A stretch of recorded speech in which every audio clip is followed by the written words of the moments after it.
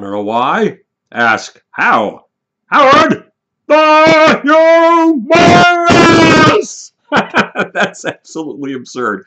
Okay, here's the deal. There is a war going on in Syria. It has killed roughly 115,000 people so far. Their homes have been pounded to rubble. They have been made to run in the streets from bombs. They have been starved to death. Some of them have been tortured and brutalized in appalling ways. Why is this war happening? What's really at stake here? We are told that we must get rid of Bashir Assad. First of all, we are told that Bashir Assad is the man responsible for these 115,000 deaths.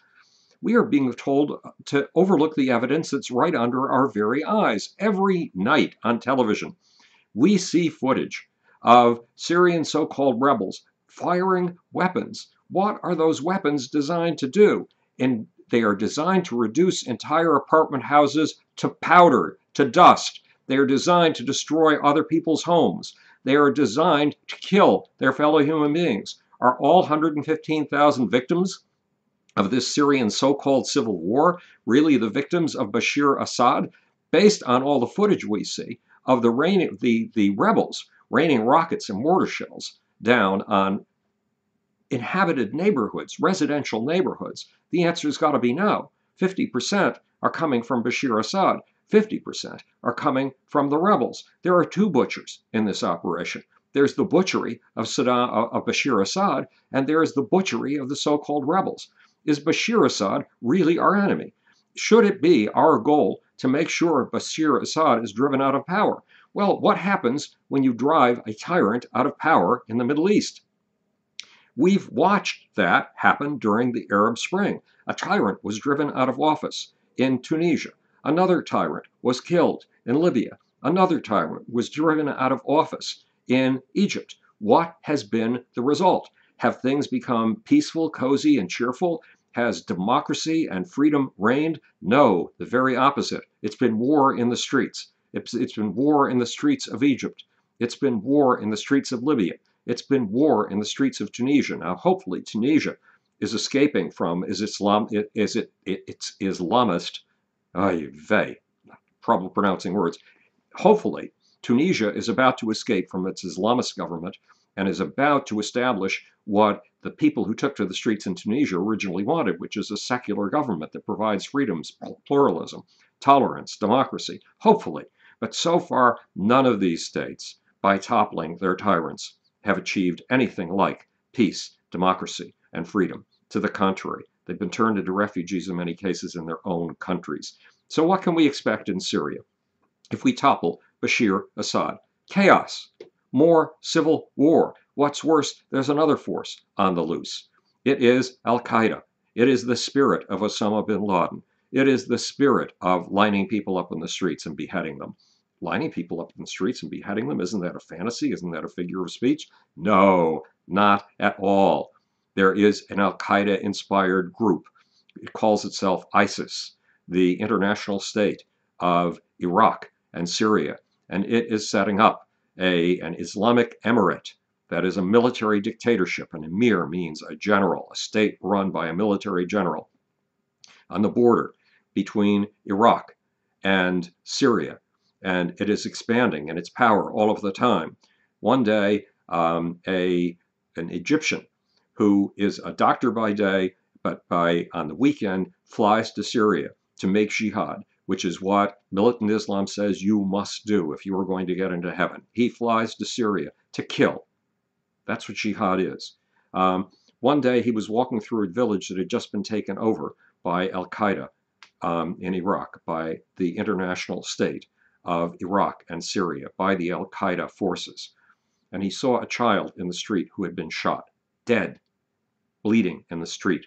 And he went to the head of the Al-Qaeda group that had just taken over the town and said, "Why are you shooting children?" And the head of the Al-Qaeda group said, "That child was not a Muslim." Which means not only do you behead people left and right when you take over a village, if you are Al-Qaeda, if you are ISIS, the Islamic State of Iran and Syria, you shoot anybody who doesn't happen to be a Muslim. By the way, since Al-Qaeda is a Sunni group, it defines Shiites, its fellow Muslims, as non-Muslims. and kills them just as readily as it kills anybody else. Is this peace in Syria?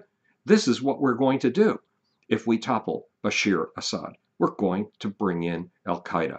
Al-Qaeda is a sworn enemy of the United States. It is a sworn enemy of your philosophy, no matter what that philosophy is, because it is a sworn enemy of liberal Islam. It is a sworn enemy of democracy. It literally, read the literature. They hate, loathe, and despise democracy because democracy assumes that we can make our own laws. And to these guys, the only one who can make laws is God. The only laws that count are the laws of Sharia.